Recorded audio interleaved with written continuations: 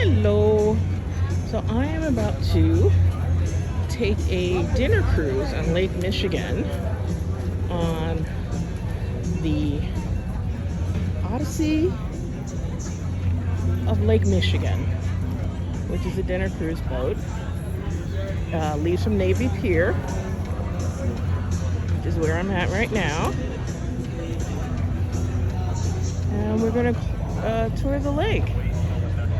Should be a lot of fun.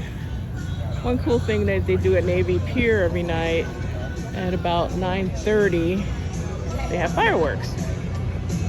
So, and apparently they now have a funhouse maze. That was not here the last time I was here. I don't know what that is all about. Navy Pier isn't near as crowded as it usually is, but I guess that's to be expected. All right, bye for now.